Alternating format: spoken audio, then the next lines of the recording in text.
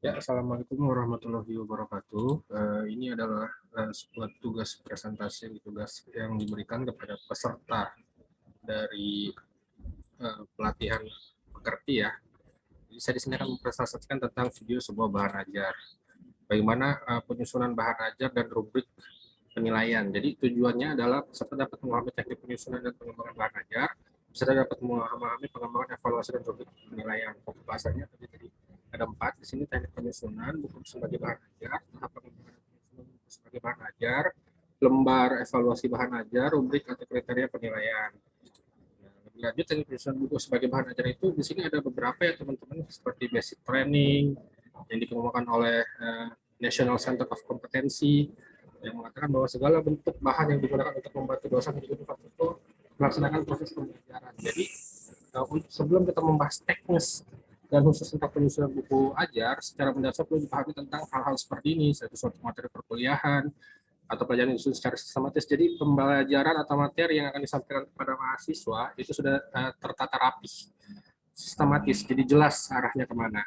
Terus jenis bahan ajarnya banyak sekali. Jadi bahan ajar itu nggak selalu dalam media cetak ya teman-teman. Misalnya dibagikan sebuah makalah, tidak. Bisa berbentuk audio, visual, dan multimedia interaktif. Jadi bisa berbentuk video, bisa berbentuk ilustrasi, dan semacamnya.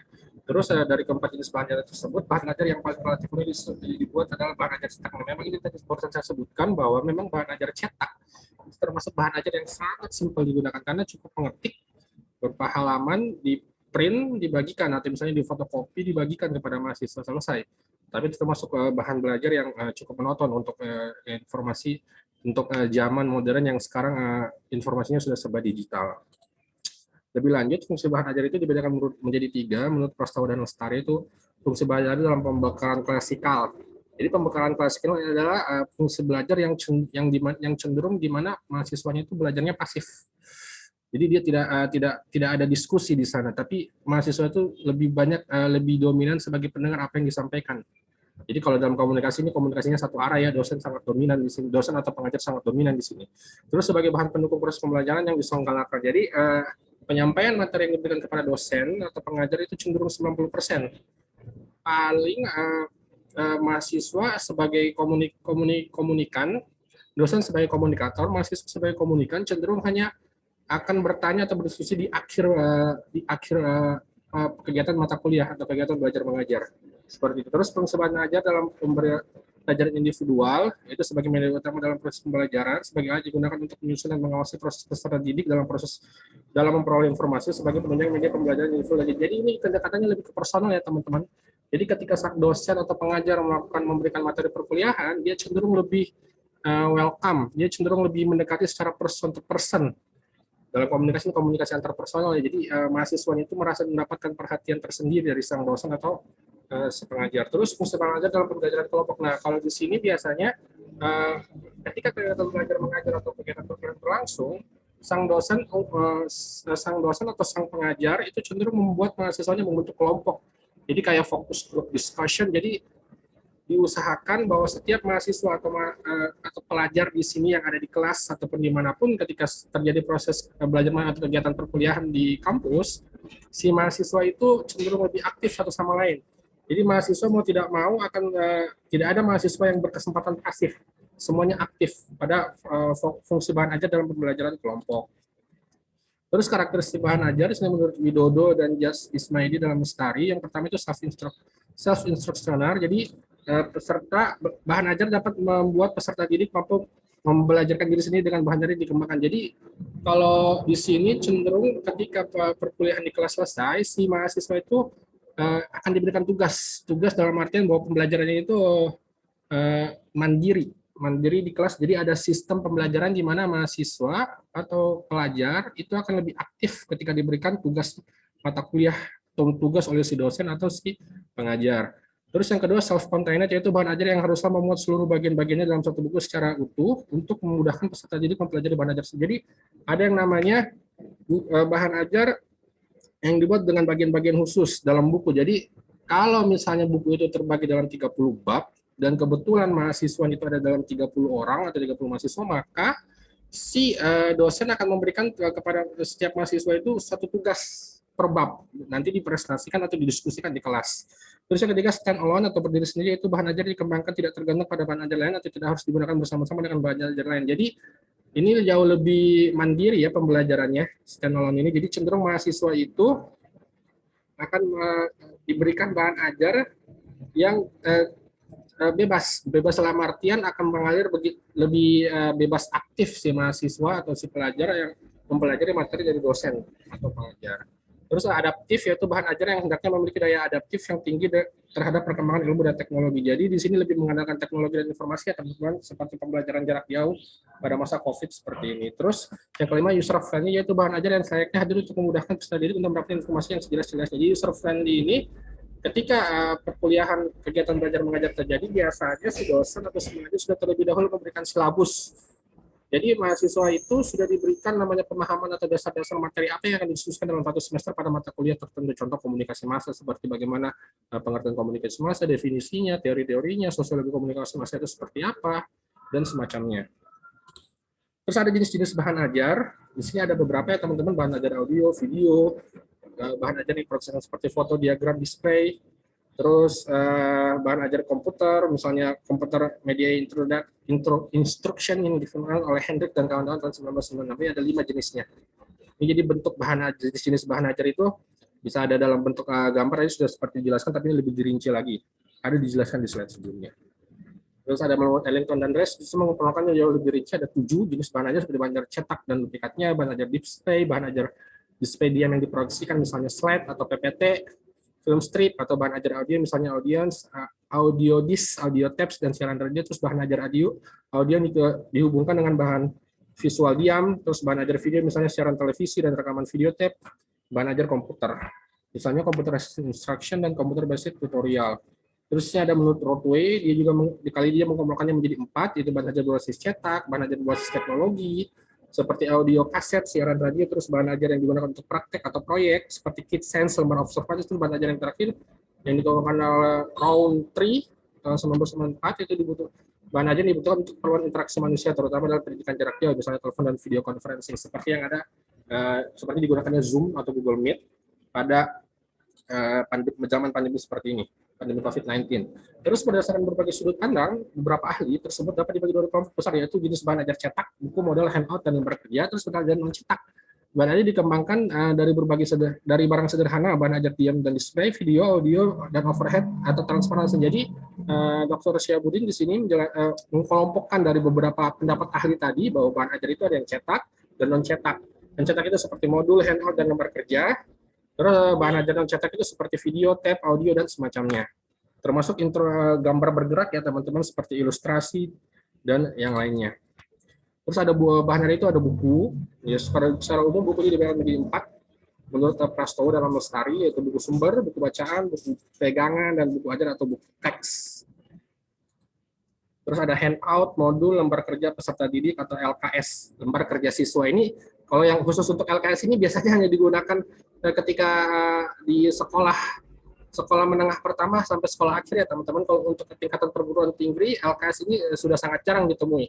Karena memang sistem di perguruan tinggi itu lebih mengandalkan pembelajaran atau kegiatan perkuliahan yang membuat mahasiswa itu jauh belajar lebih interaktif dan mandiri. Seperti itu.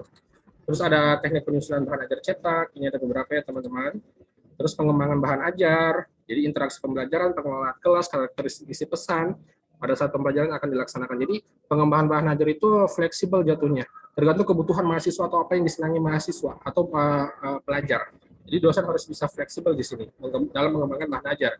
Terus tujuan pengembangan bahan ajar menyediakan ada 4 ya, ada menyediakan bahan ajar yang sesuai, menyediakan bahan ajar dengan mempertimbangkan kebutuhan peserta didik, membantu peserta didik memperoleh alternatif bahan ajar, dan memudahkan dalam melaksanakan pembelajaran. Sebaiknya bahan ajar didesain secara lengkap, memuat isi dan ilustrasi yang menarik. Jadi ketika bahan ajar itu dibuat, usahakan si mahasiswa atau pelajar itu tidak mudah bosan. Jadi harus dosen atau pengajar itu bisa sekreatif mungkin membuat bahan ajar, agar si mahasiswa atau pelajar itu tidak mudah bosan dan mudah menyerap informasi ataupun memahami materi yang diberikan oleh dosen atau sang pengajar. Terus prinsip pengembangan bahan ajar itu adalah relevansi, konsistensi, dan adekuasi. Jadi ada kesesuaian, keajegan, dan kecukupan. Terus langkah pemilihan, mengidentifikasi CP yang menjadi acuan atau rujukan pemilihan bahan ajar, mengidentifikasi jenis-jenis materi bahan ajar, memilih bahan ajar yang relevan dengan CP yang telah teridentifikasi, memilih sumber bahan ajar. Terus ada cakupan isi bahan ajar ya teman-teman, itu pengetahuan, keterampilan, nilai, dan sikap. Jadi cakupan isi bahan ajar itu tidak hanya mengajarkan pengetahuan, khusus untuk mata kuliah praktikum itu mengajarkan tentang bagaimana keterampilan. Dan ada nilai dan sikap, itu yang bisa kita sebut sama-sama itu sebagai etika. Jadi itu penting. Jadi bukan hanya mentransfer ilmu, tapi kita juga sebagai dosen atau mengajar, kita juga mentransfer keterampilan, seperti mata kuliah yang khusus untuk praktikum di laboratorium atau non laboratorium seperti ilmu komunikasi, ada namanya labnya berbentuk TV, radio, desain visual, fotografi, itu butuh keterampilan. Karena menggunakan alat seperti itu tanpa keterampilan tidak bisa dilakukan. Sudah hanya bagaimana penggunaan kamera DSLR atau single lens reflex, bagaimana menggunakan toolnya itu tetap butuh pengetahuan khusus, seperti bagaimana bekerja di studio TV atau ke stasiun TV atau di radio, itu butuh keterampilan khusus. Nilai dan sikap tidak boleh ditinggalkan di sini karena pentingnya mengajarkan etika kepada mahasiswa atau pelajar.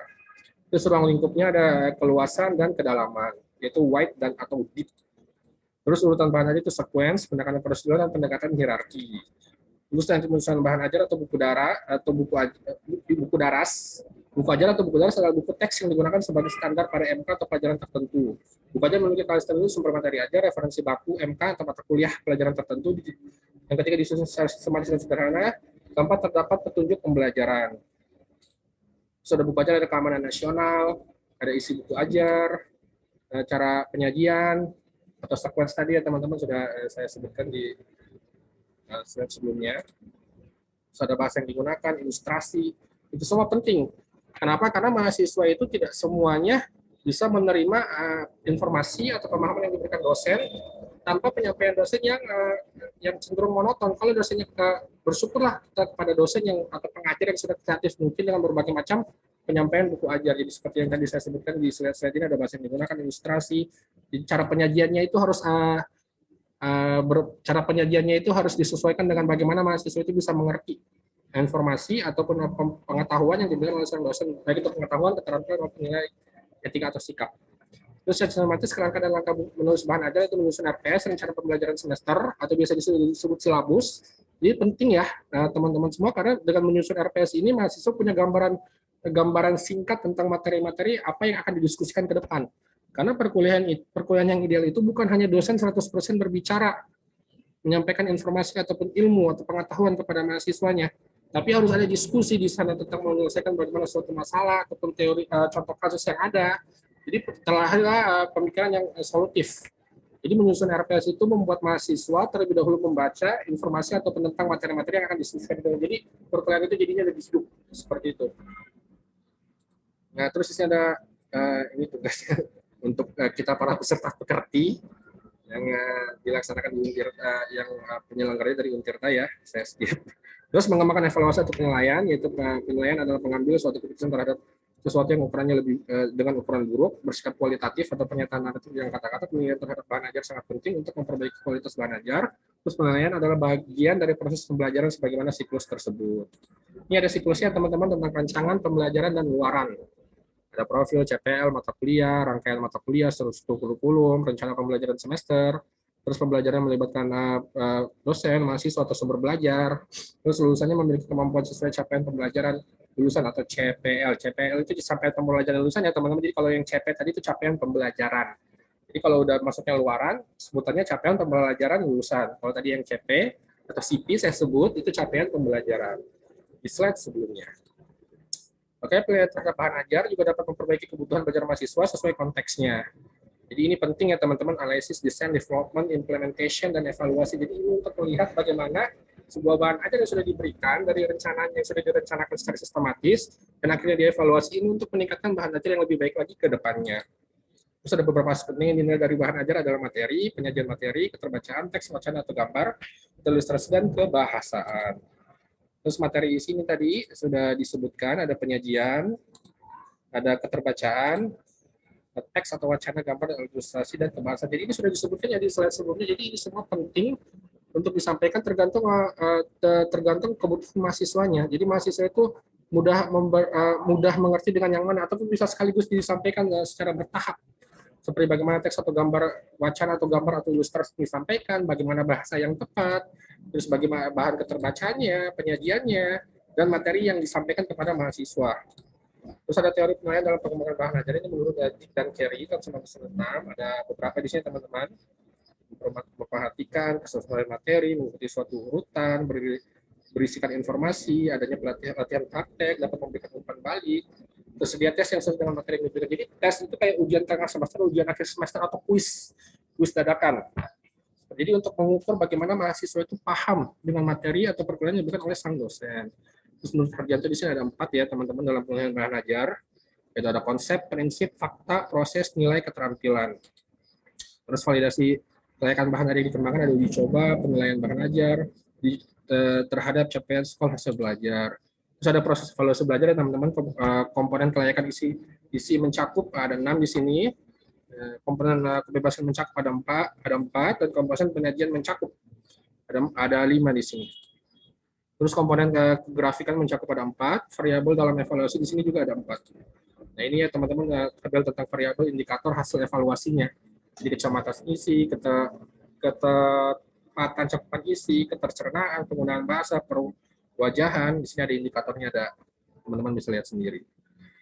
Terus ada dari tabel di atas, dapat melakukan analisis penilaian, setelah penilaian terhadap bahan ajar, setelah itu baru dihasilkan sebuah keputusan atau kesimpulan terhadap bahan ajar, apakah sudah mencapai tingkat kelayakan, kesesuaian dengan tujuan, dan ketepatan terhadap isi dan materi, serta apakah perlu dilakukan perbaikan atau tidak. Jadi, evaluasi di akhir semester atau di akhir perkuliahan itu akan selalu ada ya, teman-teman semua, karena ini penting untuk menciptakan bahan ajar yang ideal. Apakah bahan ajar itu sudah ideal, perlu diperbaiki, diperbarui, atau tetap.